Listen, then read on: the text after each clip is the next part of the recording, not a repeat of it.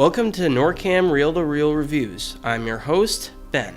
Today's reviewed film is 2018's Tomb Raider, starring Alicia Vikander and directed by Roar Uthaug. Since the film is based off a video game, it obviously has a video game film dread hanging over it.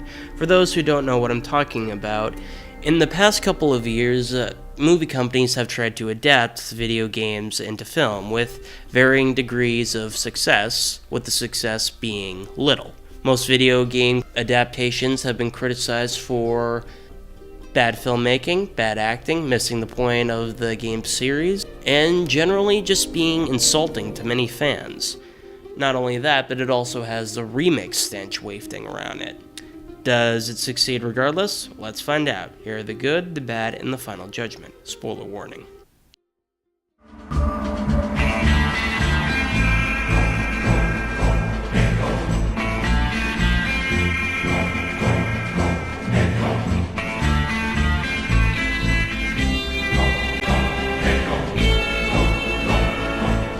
Alicia Vikander makes a competent Lara Croft. She shows charm, strength, and resilience, as well as charisma, just like her video game counterpart. We all know the strong and independent female character element that's been highlighted so aggressively in our media, but this feels somewhat different, at least in my opinion. In this film, Lara is as strong and incompetent as you would expect, but she is shown to struggle and sometimes lose quite a bit. And when she wins, you feel like she actually earned the skills beforehand and didn't become what's known as a Mary Sue, a flaw that Star Wars recently fell into, but that's a story for another day. For those who don't know, a Mary Sue is a female character that lacks any sort of flaws that actually matter and can perform tasks that she would not be able to do within the logic and time space of the film or story. Basically, an overpowered character who's uninteresting and frankly boring. Male equivalent being the Gary Stew, or Marty Sue for some people. To put it simply, her character was strong enough to stand on her own, but did struggle enough to keep the tension flowing. Another great thing was Dominic West. He makes an incredible Richard Croft.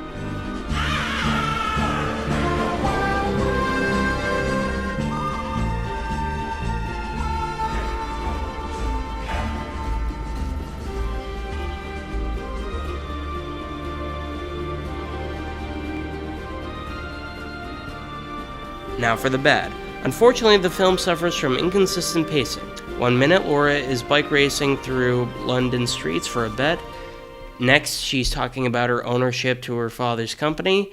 Then she talks of renting a boat in China to go to Japan, or a place around Japan. This place being, of course, the tomb that she was going to raid. It contained what the film described as a goddess of death who was a tyrannical leader who would kill her subjects.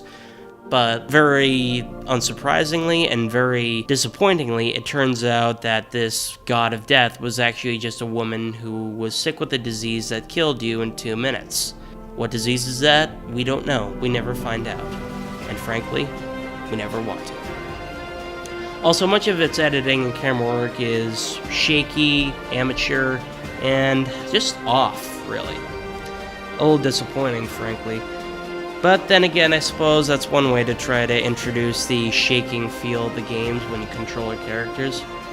Not only that, but at the end there contained a rather flimsy setup for sequels that was mentioned in a few throwaway lines, but wanted to pretend like it was something smarter. It was not. Lara's Another very common complaint is that Lara's pistols were omitted until the very end. That angered many, even though it seems like a rather face value criticism to give. Now for the final judgment. While Tomb Raider is a step in the right direction for live-action video game adaptations, it suffers from many missed opportunities.